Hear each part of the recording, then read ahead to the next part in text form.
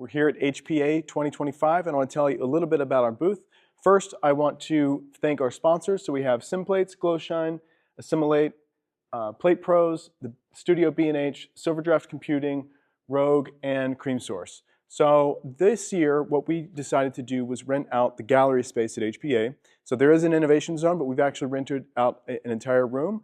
And this is one of the main reasons is that we can black out this room. We can have the lights off, and we can see the beautiful wall that's behind me. This is the Gloshine wall. So the content that you see right here, this is all Simplates content. So we create really high quality CG content specifically for car process virtual production. So anytime you see two drivers in a car or two people in the car driving, and it looks like they're driving, maybe in some cyber world, or they're in some forest, most likely that was filmed on an LED screen with some content behind it. So typically it's driving footage. So somebody went out and captured with an array like Plate Pros. Plate Pros is going to be showing some content later this week as well.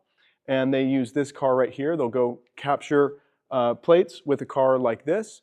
My company, Simplates, we are focusing on high-end CG. And we can do things like create tunnels very simply. And we can do lots of things that maybe is not as practical to shoot. And so there's a lot of reasons why you might want to use CG plates over live action plates. I also don't think it's a silver bullet. I think I'm a big fan of using the right tool for the job. So sometimes if you need to shoot the Brooklyn Bridge, probably better capturing it with Plate Pros. But if you need something specific, like a period piece or a train station, or you need something like very customizable, might be easier for us to make that in CG through Simplates. So even this plate here, this city night plate, this is actually all CG. So I've had a lot of people ask me, where did we shoot this? Which city is this? And it's CG. It's whatever city you want it to be. So another thing we're going to be showing here is going to be the live compositing. With Live FX and with several different render layers, we can actually live composite things. So we can change the sky, we can change the color. All these things are really, really important. One of the other things that I want to talk about this week is why I think that Live FX is the only cinematic media server, but also the best media server for video playback. So I have a list that I've already been making. It's about 30 reasons why, but I'm going to give you the short answer now, which is all of these other media servers, every single one of them was built for live events, and that's the space, that's the foundation of the software. Live FX, their background is Scratch. Assimilate has been around for about 20 years. High-end, very fast playback, compositing, and color. Those tools are extremely, extremely important when you're doing video playback, especially on an LED wall, especially when you're doing HDR. But it also allows you to do a lot of other image manipulation, like clone stamping in real time with video, not just a still image, but with video. And all of those features are really, really important when you are at the stage, you're under pressure, you're trying to figure out how to do something, that the director is asking you to do this.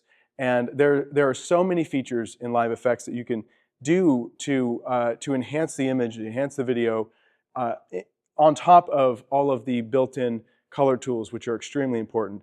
The biggest, most obvious one to me is a mask. So for instance, if I want to make the distance of this feel a little bit defocused, so we get a little bit of depth of field, I can quickly just draw a mask, feather out that mask, and defocus or blur that area in Live FX. And you can't do that easily in other media servers. So another great example is shooting through glass. So if you're shooting a car and you're shooting through what appears to be a clear glass, it's almost always tinted. It might be blue, it might be green, and so you have to counteract that. And so what I would do in Live FX is just draw a mask, feather it, add magenta to counteract green, or do whatever I need to do to make that image look correct through camera. Without the ability to draw a mask, that would just go, now that magenta would be lighting our subjects and in the reflections, and we wouldn't want that. So you can't do those things in other media servers, and you can do it very simply in Live FX. So again, I have about 30 reasons why I think Live FX is the best media server for virtual production. And if you're at HPA, I would love to talk to you about it. I'd love to argue with you about it and hear your side of it as well. So if you're at HPA, make sure to come say hi,